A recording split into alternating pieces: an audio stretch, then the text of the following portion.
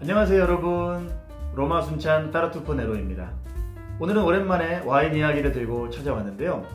자, 오늘 소개해드릴 와인은 레스탄체라고 하는 토스카나 레드 와인입니다. 자, 그럼 이야기로 바로 들어가 볼까요? 토스카나주에 위치한 한적하고 아름다운 언덕 위의 중세 마을 몬테풀치아노, 여러분 혹시 들어보셨나요?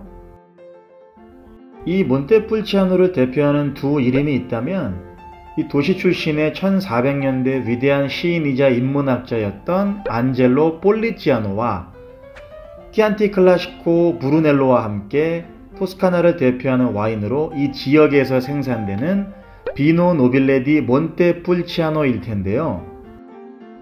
그 비노 노빌레를 생산하는 여러 생산자 가운데 이 도시를 대표하는 위인인 안젤로 암브로지니, 즉 폴리치아노의 이름을 딴 와인 메이커가 있습니다.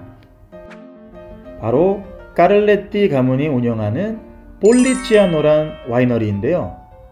이름 자체가 몬테풀치아노의 모든 것을 담고 있네요.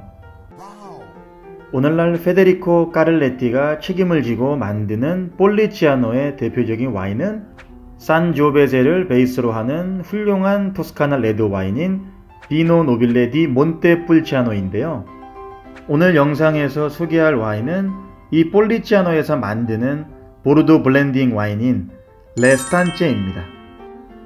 1987년부터 생산된 이 와인은 제조사인 폴리치아노에 따르면 까베르네 소비뇽과 메를로 두 품종 블렌딩의 토스카나 땅에서 생산되는 보르도 와인으로서 몬테풀치아노 지역 때로와의 가치를 보여주는 동시에 장기 숙성 가능한 잠재력을 지닌 현대적이면서 국제적인 취향에 부합하는 훌륭한 와인이다 라고 소개되고 있습니다. 저도 이 와인을 강력한 탄닌을 지닌 굉장히 스파이시하면서 힘이 넘치는 미디엄 풀바디 와인으로 기억하고 있는데요.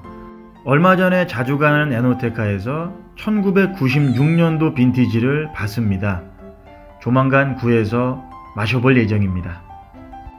그런데 오늘은 이 와인을 경험하면서 알게 된 재미있고 흥미로운 이야기를 전해보려고 합니다. 자, 그럼 따라오세요. 먼저 와인 에티켓을 보면 와인 이름과 함께 한 사람의 흉상 프로필을 볼 수 있는데요. 바로 몬테풀치아노가 낳은 최고의 시인이자 인문학자인 안젤로 암브로지니, 즉 일 폴리치아노라고 불리었던 사람입니다.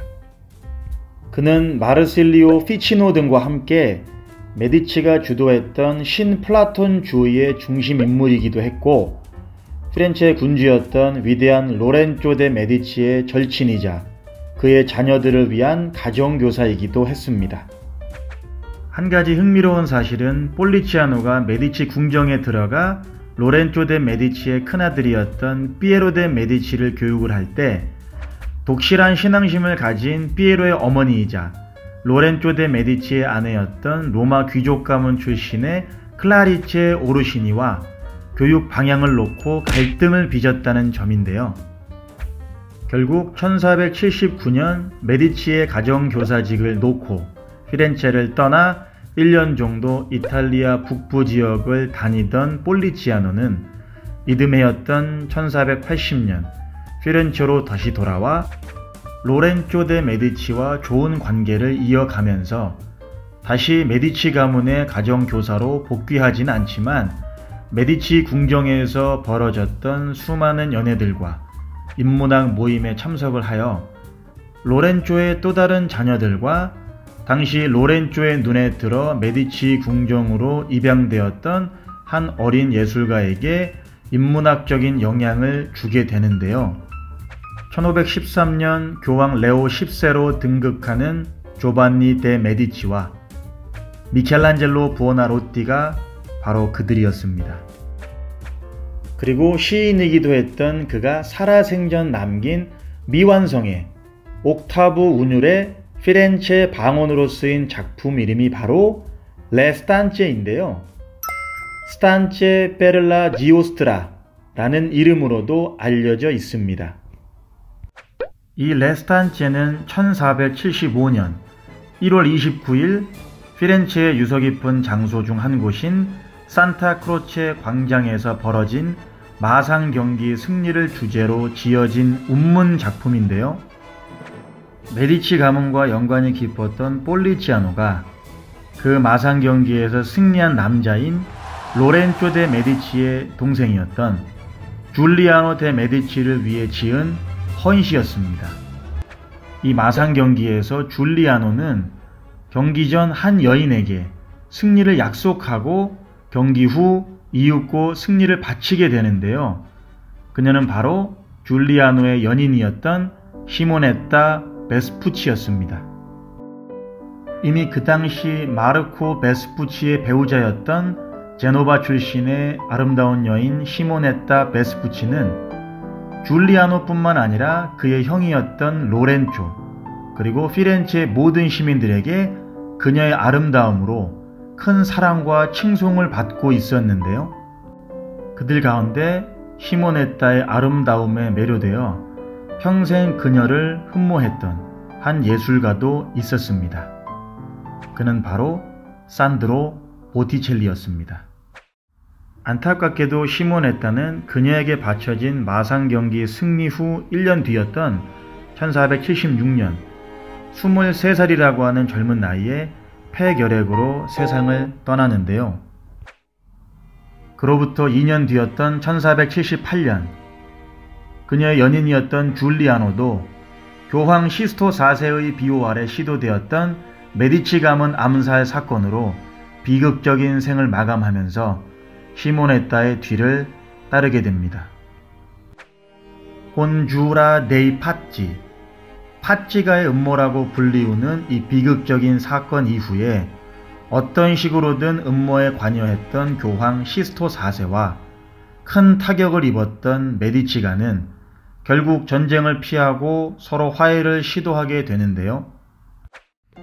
그 결과 교황 시스토 4세에 의해 평화의 성모 마리아 성당이란 이름의 산타 마리아 델라 파체가 개축이 되고 로렌조 데 메디치가 교황청으로 보낸 산드로 보티첼리, 피에트로 페로지노 등의 범토스카나 화가들의 손에 의해서 구약과 신약의 성서 이야기를 다루는 시스티나 성당 속 프레스코화가 완성됩니다.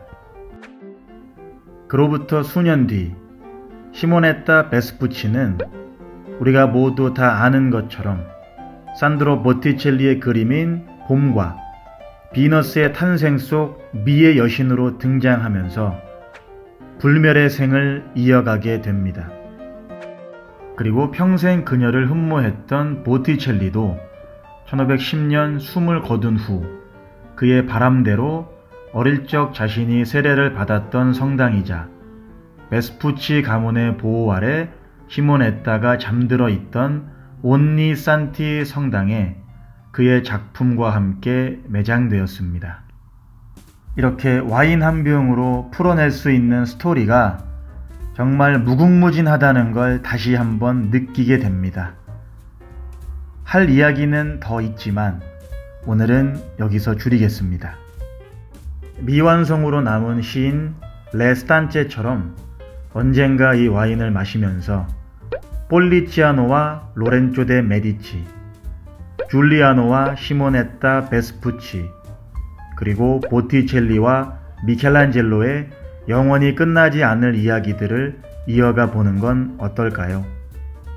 그 이야기가 이어지는 곳이 피렌체라면 더할 나위 없이 좋겠죠? 다음에도 재미있는 와인 이야기 들고 또 찾아오겠습니다. 영상이 유익했다면 구독과 좋아요, 알람 설정 부탁드리고요. 궁금한 점은 댓글로도 소통해주세요. 감사합니다 여러분. Grazie a tutti.